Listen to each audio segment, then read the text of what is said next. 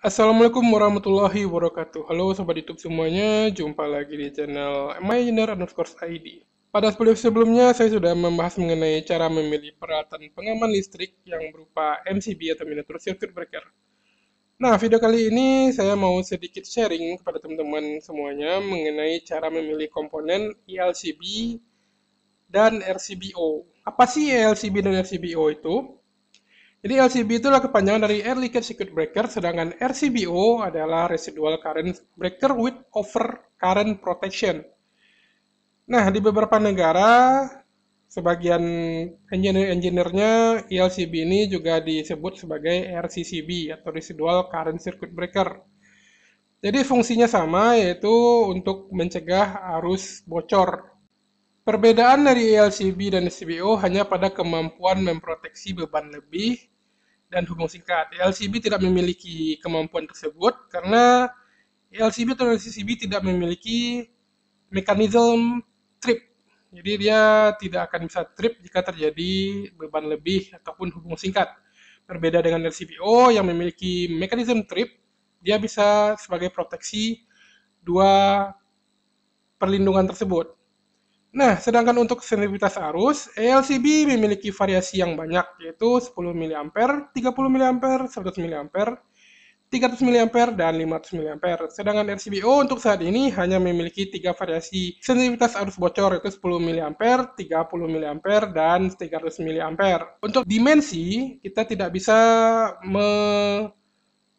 melihatnya, karena juga ada beberapa RCBO yang ukurannya sama dengan RCB. Contohnya seperti Acti9 ICV40 produksi dari Schneider, itu adalah RCBO-nya. Jadi untuk dimensi mirip seperti ELCB atau RCCB. Kemudian apa sih yang menyebabkan arus bocor ini?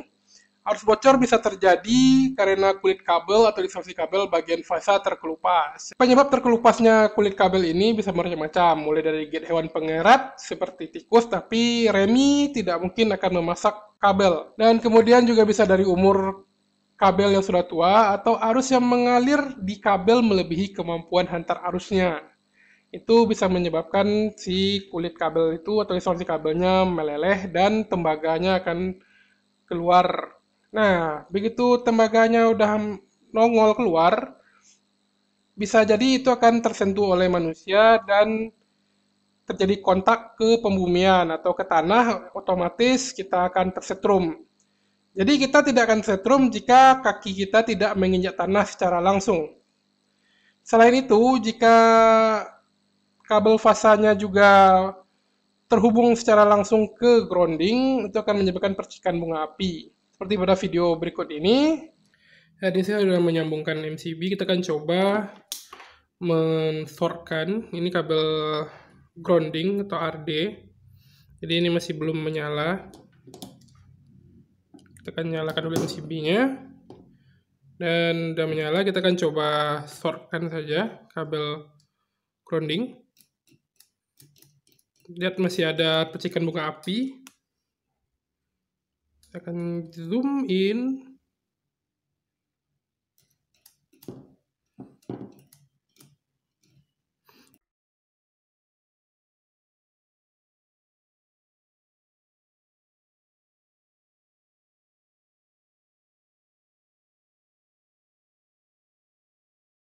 Karena masih ada beda potensial antara RD dengan fasa. Jadi itu kenapa terjadi percikan bunga api. Tapi tidak membuat si MCB trip atau jeglek. Berbeda jika kita gunakan kabel netral, otomatis si MCB akan trip. Nah, seperti itu. Jadi beda potensial inilah yang menimbulkan percikan bunga api yang bisa menjadi penyebab kebakaran pada saat terjadi arus bocor. Nah, mari kita lihat efek arus bocor terhadap manusia. Jadi ini adalah efek jika kita tersetrum ya. Biasanya kita tersetrum di arus 1,2 mA sampai 1,6 mA. Itu hanya kayak getaran gitu. Kaget. Nah, itu otomatis kita akan melepaskan si kabel itu. Jadi itu arusnya mengalir hanya 1,2 mA sampai 1,6 mA. Jika lebih besar sampai 30 mA, jadi otot-otot kita itu udah kaku sehingga kita tidak bisa melepaskan kabel tersebut. Nah, jika lebih dari 30 mA atau sampai 100 mA, itulah yang menyebabkan kematian. Bahkan tubuh kita bisa terbakar walaupun kita hanya menyentuh grounding atau tanah ya. Nah, jadi di pasaran biasanya LCB atau RCBO ini memiliki aktivitas arus bocor yang berbeda-beda. Dan fungsinya pun juga, dan penempatannya juga berbeda-beda. Contohnya untuk 10 mA, itu biasa digunakan untuk pengaman peralatan medis, instalasi luar ruangan, dan kolam renang. Kenapa peralatan medis harus 10 mA? Karena peralatan medis itu terhubung langsung ke tubuh manusia. Contohnya saat tim dokter lagi ngerjakan operasi, tahu-tahu terjadi arus bocor di ujung probe alat medisnya atau alat operasinya, yang tentunya akan bikin pasien yang lagi operasi akan tersetrum. Ya, karena itu digunakanlah 10 mA. Jadi amat sangat sensitif, termasuk di kolam renang yang memiliki lampu-lampu pencahayaan. Jadi yang buat mode-mode selfie di kolam renang mungkin harus amankan dulu itu dengan menggunakan LCB yang 10 mA. Sedangkan untuk listrik rumah atau sekolah kantor itu bisa digunakan yang 30 mA. Untuk gudang-gudang penyimpanan bahan terbakar itu biasa digunakan yang lebih dari 100 mA. Jika terjadi antara fasa dengan grounding, itu akan tetap terjadi percikan bunga api. Apalagi jika penyimpanannya berupa gudang-gudang alkohol atau bahan-bahan kimia. Kita tidak tahu apakah nanti ada tikus yang menggigit kabel kemudian bersentuhan ke kabel tray atau ke pembumian. Jadi si LCB harus mematikan suplai daya langsung. Nah, selain melihat dari sensitivitas arus bocor tersebut, kita juga harus lihat dari rating arusnya. Jadi, LCB atau RCBO juga memiliki kode rating arus sama seperti MCCB. Untuk cara menentukan rating arusnya sama seperti MCB yang sebelumnya, atau kita ikuti nilai rating MCB yang sudah ada. Di pasaran, RCBO hanya tersedia dari rating 6 ampere, 10 ampere, 16 ampere, 20 ampere, dan 25 ampere. Sedangkan LCB memiliki lebih banyak, 16, 25, 40, 63, 80, 100, 125 ampere. Nah, pada video mengenai RCBO Schneider kemarin, banyak juga yang bertanya, kalau listrik mereka tuh 900 VA atau 450 VA, kira-kira pakai yang mana RCBO-nya bang, ya kan? Pada MCB, yang 450 VA ini biasanya digunakan 2 ampere, 900 VA biasanya yang 4 ampere. Tapi RCBO tidak memiliki 2 ampere dan 4 ampere. Jadi kita bisa gunakan yang 6 ampere. Sedangkan untuk ELCB kita gunakan yang 16 ampere. Apakah itu aman? Tetap aman karena ya pada dasarnya kita masih menggunakan yang namanya MCB utama untuk sebagai pengaman arus lebih. Jadi kita hanya menggunakan RCBO atau LCB ini sebagai pengaman arus lebih atau pengaman dari tersetrum tadi. Oke, setelah kita dapat sensitivitas arus, kemudian dari rating arusnya berapa yang mau kita pakai. Selanjutnya pada tiap-tiap RCBO itu ada namanya tipe. Nah, ini teman-teman juga harus perhatikan juga tipe yang mana yang akan teman-teman pakai. Jadi ada markingnya masing-masing, yang AC type, yang kemudian A type, dan juga B type. Jadi data ini saya dapatkan dari National Conference of Electrical Safety 2011.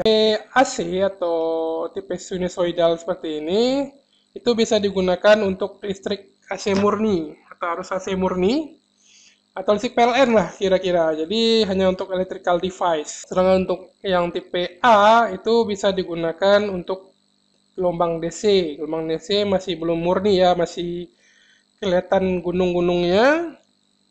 Jadi itu pulsating DC, bukan DC murni kayak rectifier. Jadi jika teman-teman masih menggunakan rectifier itu bisa menggunakan yang tipe A. Sedangkan untuk tipe B dan A, ini B dan A sebenarnya bukan tipe F, itu bisa digunakan juga untuk inverter dan untuk baterai atau DC murni. Tapi masalahnya kebanyakan yang beredar di Indonesia adalah yang tipe AC. Jadi jika teman-teman butuh yang tipe A atau tipe B dan A itu untuk inverter untuk solar panelnya, bisa pesan langsung atau request ke authorizer dealernya.